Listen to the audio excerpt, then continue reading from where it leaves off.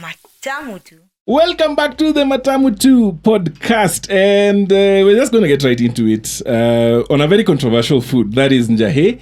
And today joining me is a self-confessed lover of Njahi and a friend of the podcast, one of our co-producers. Karibu sana, Sherry. Thank you so much. Now, since the last time that Sherry was here, she has created the bombest new product that we really enjoy. And I've spoken about it quite a few times here on the podcast, and she'll tell us about it a bit later on. But now let's just jump right into it. So why is Njahi so maligned in the zeitgeist? Why do people not like Njahi? People who don't like Njahi don't have good taste. Straight up, by the way. Straight up. Sikobaya. It's so versatile. You can make it into anything with everything. I don't know about make it into anything, but you can make it with everything. You can stew it. It can be a mokimo. You can make it into a burger. Straight up, though. Into a salad, like fam. So many things. You can even make it into artwork. Come on. Yeah, well, now that you've mentioned artwork, you've reminded me that my brothers actually made a picture frame using different colors of beans. So Njahi made an appearance because black, right? See. And to this day, we're actually still using it at home. It was made in the 70s. Long lasting. So the writer Kari Baraka has done a very good exposition for the Serious Eats blog on Njahi. I gleaned quite a bit of info for this episode from it, and I'll link to the article in the show notes if you want to read it for yourself. But to begin, what is Njahi? For my non-Kenyan listeners, hi guys. Njahi is the name in the Kikuyu language for the Kenyan black bean. Sometimes it's called the hyacinth bean. They are black beans with a white stripe running down the middle, and they are the one food that I can say, those ones are ours. They are native to Africa. It's one of the first staple foods for the Agikuyu people before colonization introduced other beans, the browns, the wairimos, the nyayos. So we can say colonization, or rather the colonizer is the one who made Kenyans dislike Njahi. I think so. But I know also because when Njahi was disliked, it was... Other beans were favored by the colonizer because they knew the other beans. There's the whole history with they brought all these other beans, and then farmers had to stop with Njahi to actually start growing all these beans. Actually, yes. Am I right? You're right on the money. You're right on the money. I went to school. Sorry, boss. So Kari Baraka goes into a very good exposition on it. You can read. I'll leave you the link in the show notes for you to read that. But now, Njahi, you've had a lot of sayings with Njahi in them in the Kikuyu language, yes? Yes, and usually Njahi within the Kikuyu culture is mostly looked at upon like a fertility kind of thing, especially when it comes to lactation. Yes. So if a Kikuyu says like I'm going to someone's house to eat Njahi, they essentially say I'm going to see a newborn. Because Njahi is given to new mothers to help with lactation. I didn't know that. Interesting. Well, it is actually thought to encourage lactation, and historically it's been the main dish for breastfeeding mothers. Where they are boiled and mashed with ripe or semi-ripe bananas, and that's give it a sweet taste, which I think that's how it best slaps like that. It does though. I need to make that very soon. So now a fun fact is that some Njahi species actually have purple pods when they are on the plant. You know, that makes sense, because once you mash Njahi, what color is it? I don't know. I've never mashed. Really? Purple mokimo is Njahi. I've never mashed, so I don't know. This is new information to me. I need to try it out. Okay, dear viewer, dear listener, purple mokimo is Njahi mokimo. Okay, now we know. And it's I need fantastic. to actually try. You have never had this? No, I haven't. Have you not gone to a Kikuyu wedding before? With the mokimo they had there was green. No, there's green and then there's purple. And also any other Kikuyu gathering where it's like a mass of this, you have the soupy waru and carrots, and then there's Njahi somewhere along there that people don't really go for, but it's the best part of everything, apart from the chapel. I really need to try this out. So, actually another thing that I found out is that not all Njahis are black. You actually have other different colors depending on the cultivar. No. Yeah. No. So you have like white, and you have some that like white with black knees. It's really interesting. Like I feel like those white Njahis have betrayed the black. So what's some memorable Njahi related experience that you had growing up?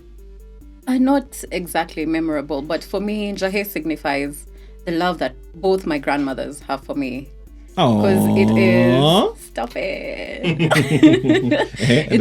It's been my favorite food since I was, about 16, because that's the first time I had it, like, really, really well. Okay. We'd never had Njahi at home. Okay. My grandma sent over Njahi. We'd not cooked it. It was boiled. And then it was stewed with carrots. You know, you cook carrots till they're melting. That sounds good. Yeah, God. That sounds really good. I had 3 plates, man. And it was around the period when you could not get me to eat any veggies. Yeah. So I ate 3 plates and I was just like, this is life-changing. It changed your mind. It changed your everything life for me. So even when I moved out to go to campus, I used to cook Njahi. Interesting. Out of everything else I'd cook, Njahi had to be there. You might be the only person I know who actually used to cook Njahi in campus, because the rest of us could not be bothered. Okay, considering I had my own place and a fully furnished kitchen. We are sorry. So, courtesy of my grandmother. Okay, your grandmothers were really loving. They come through. We can tell. Hey, I think for me, Njahi, I used to really enjoy watching the transformation, because I wasn't always in the kitchen, but like whenever they would make Njahi, somehow I would be in the kitchen, and I would see these very black beans go into the fire and then come out brown, and I'm like, okay. And even when they pour out the water, it's brown. It's not black. So I'm like, where did the black go? So what's a Njahi dish you'd consider sacrilegious? None. Really? None. Really? None. Really? None. Interesting. You'd eat anything as long as it's Njahi? I would eat any form of Njahi, even if you mashed it and made it into a pancake. I will show up and I'll eat it. Talking about mashing it and making it into a pancake, there are these bean parties that were very popular back in the 90s, right? All our mothers used to make them, where they would boil the beans, mash them up, and then mix up with a bit of onions, right? Onions and a couple of spices, and then I'll fry that and serve it as a side to whatever else that you're eating. So it was just making the beans fancy, right? It should have been the main dish. Well, because what is it aside to? Now, I don't know how my mother used to make those things. Like it would be served with as a light snack, actually, not even as a light snack. Njahi as a snack, I respect that. So Njahi is a bad bitch. Can do anything. The thing is that I would be like, okay, this should not make sense because you have mashed this thing. Okay, speaking as, I actually love the flavors of Njahi, the earthy notes, the texture. It's fantastic. I love Njahi. But then I was like, how are you going to mash this thing and then put it in like with onions and then fry that again? It's like, but why? It makes sense. Even when you boil Njahi, or rather even my favorite form of Njahi involves onions to some extent. To some extent. I think when we get to the part where you ask me about how I like my Njahi, I will explain. Okay. And you will see how we shall get to that point. Yes.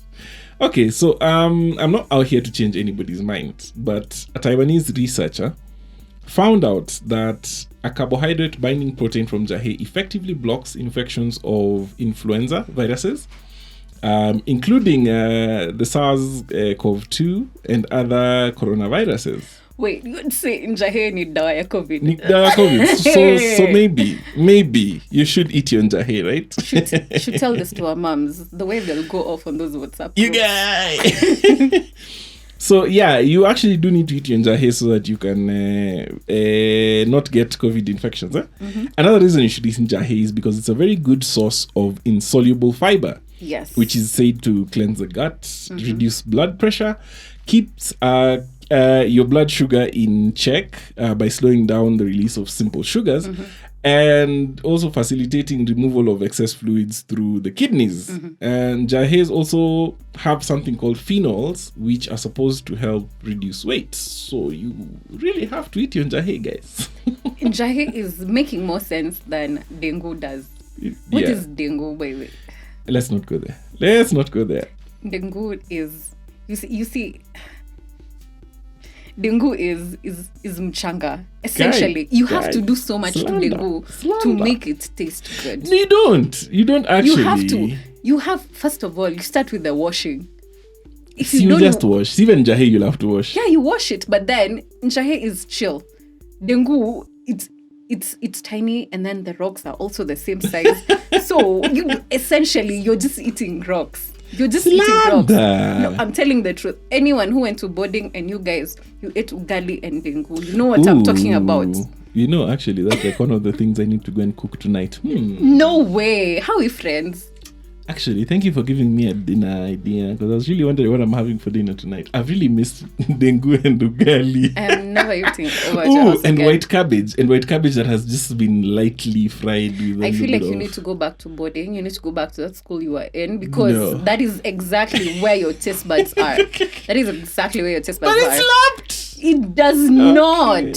So before we go on, if you're here watching this, good for you.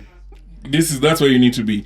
If you're wondering what I'm talking about, I need you to go into the show notes. I've left a link to the video version of this podcast. You can go onto our YouTube page, that is Matamu 2, and make sure you like, subscribe, share, all those good things. And even, put on the notification so that you don't miss a new upload, right? Please guys, just do it. A friend the other day told me, when I told him like we were doing Njahi as part of the podcast, he told me like, I imagine going to a hardware. And then, there's always like sand. Like that sand is how Njahi tastes like. That sand outside. That's the real slander.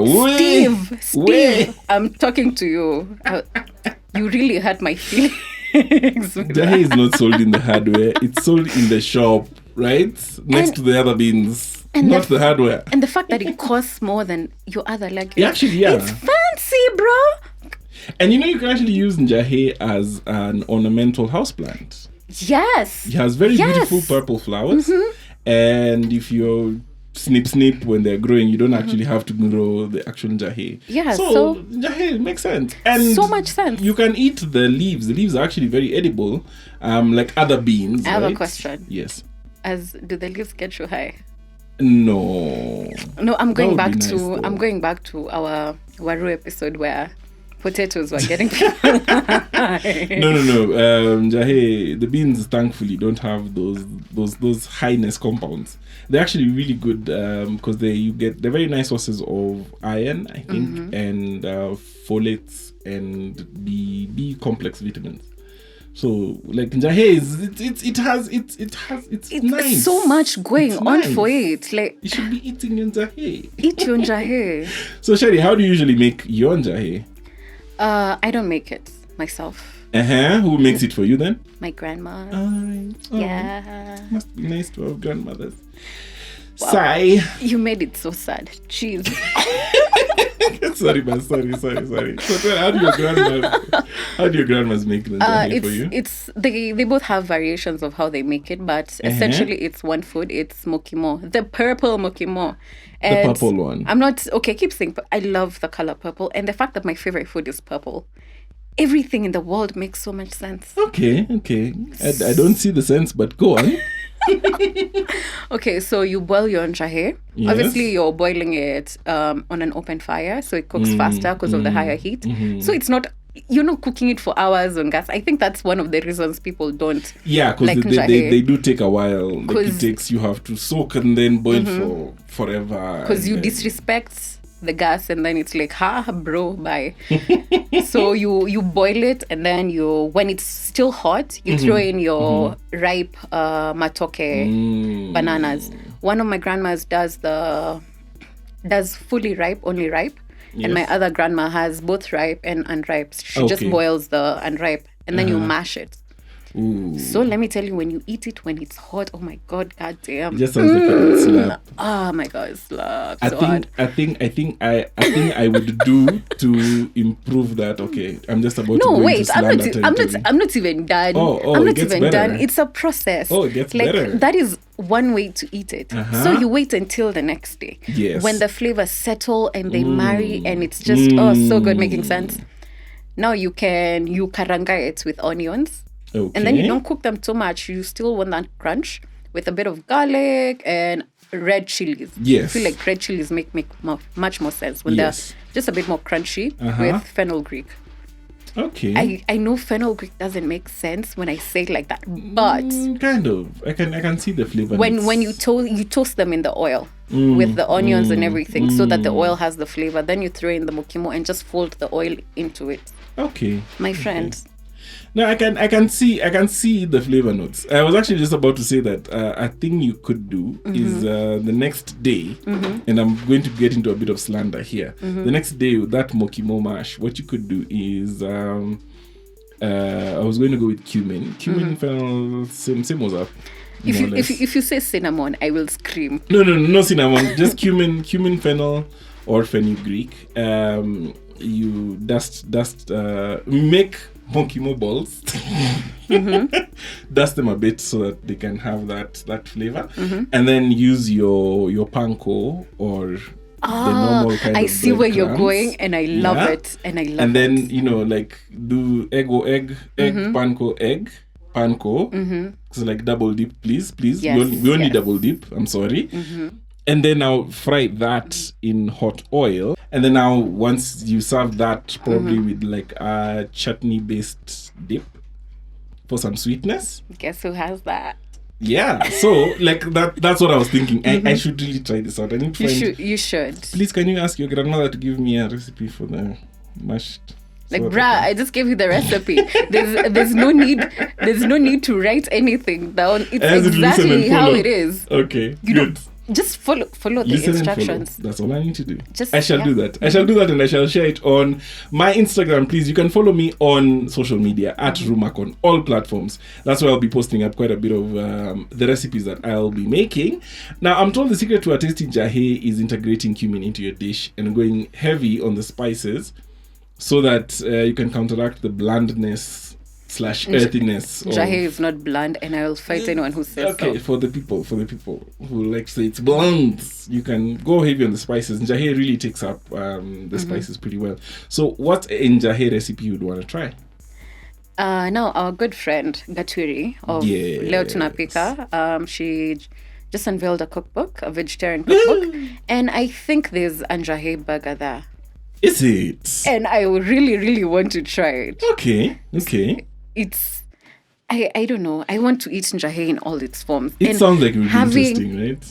a vegan burger feels like it would slap. It would though. And Gatwiri knows what she's doing. Quite a lot. She knows what she's doing. So I am very, very excited for that burger and for other vegetarian recipes. Obviously. I think the one I want to try, I'm going to leave a link to this recipe. I found it online, and it's one of those things that sounds like it shouldn't work, but it'll slap like a nonsense. So it's a Guinness garlic, cumin, and njahi stew, where you're actually soaking the njahi in Guinness overnight and then stewing it. And I don't know. I think it'll work. That sounds so sus. I think it'll work. It sounds so suspicious. My God. I'm going to try it and I'm going to post it up on my Instagram, so make sure you're following me there. Now, Sherry, this is the bit where you get to tell us what you've been doing. Hey! Since the last episode, I've become a co-producer of this podcast. So within the show notes, my name is Sherry's struggling to say show notes. So notes. It's the S. The S's are running. In fact, there's something we had to cut out, and yeah. Anyway. Lord. Okay. Yeah. Then I came up with. I'd been working with on a compote essentially. It was a very accidental recipe because I watch a lot of YouTube videos and then a lot of Korean drama. So I'm just like, these elements would work together. So Korean drama. I'm still like Korean drama. I'm like, what? How to? What? Interesting. like essentially, this compote. It's a compote because it's cooked fruit, which is pineapple. Then there's ginger, garlic. There's chilies, obviously, vinegar, honey. So it's essentially a garlic pineapple dawa in a jar. Okay. And you use it as a condiment, or you can cook with it, or you can use it on a salad dressing, or in a protein shake, apparently. And I think, in booze. So I think it's so versatile. I've seen people using it almost in everything, as you said, even as a compliment to a shooter. It's one of my favorite things to eat. I always make sure that I have like a bottle somewhere close by. Okay, first of all, him saying he's making sure he has a bottle is because this man has been getting samples since nearly day one. Nachoma. Since They're watching.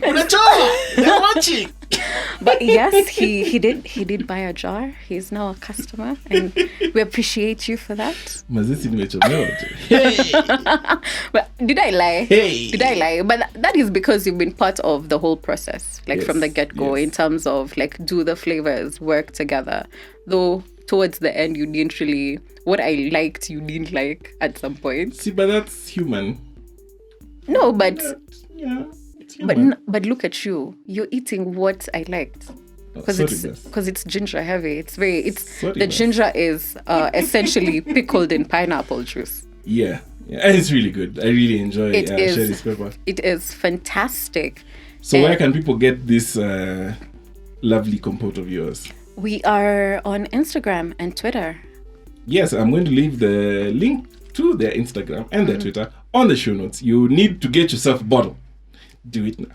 Just get one, and if you do not finish it within a week, my friends, it usually doesn't last that long. You will eat it. Believe me, you will eat it. I have people eating it with a spoon. Yeah, it's fantastic. I find that really crazy. And if you don't like njahi or greens, this is how you like it, because essentially it has become the thing that is making me eat other things. I don't like dengu at all. As she said earlier in the episode, she doesn't like dengu. Dengu tastes like dreams you don't even, not Stop even like dengu dreams. Slander, man. Not even. Dengu is bomb. Dengu tastes like sleep paralysis. Guy. You can't get up out of this nightmare. You just have to be there. Dengu is the best. You have to experience it till it issues. It's the best. But now, with Sherry's pepper, the sleep paralysis ghost. This Ndengu slander, I don't know where it came from. We were friendly with Ndengu, all of a sudden, I don't know. Anyway, get your bottle of Sherry's pepper. You're going to really enjoy it, and you're going to be thanking us for getting this into your life. It's all you need. Believe me that. Ooh. It is all you need. And since we're working on something else, it's mango season. Yes. So we're working on a mango chutney. Ooh, that should be fun. Oh God, it's going to be so good. I look forward. And it's going to be seasonal, because what is a mango but... Anyway. Seasons and Njahi. So that's the end of this episode of the Matamu 2 podcast. Thank you so much for joining us, Sherry. I'm always here, bruh. Please like and subscribe and share this with your friends. Your friends need to listen to all of this slander and jokes and they're called what? Majibu ya police. Come on, you can't be that basic. Okay, what do you call them? Try something else. Try something else. No, you're the one who's fast with words. Okay, they've gone. Please go to Sherry's page, linked in the show notes, and you can actually get some of the compote. It's called Sherry's Pepper. Yes, and it's you can find us on Instagram and on Twitter at Sherry's. That's Pepper. That's SHERRY _ Pepper, like Peppa Pig, like PEPPAH. You have to say it like that. Otherwise, that makes any sense. We're going to leave those links in the show notes. Please make sure you go and get yourself some compote. As always, you can send in your thoughts for the Matamu Extra via the email address that is in the show notes, and we can feature your voice note or your comments. For now, it's your boy Reumac telling you to keep calm and love Njahi.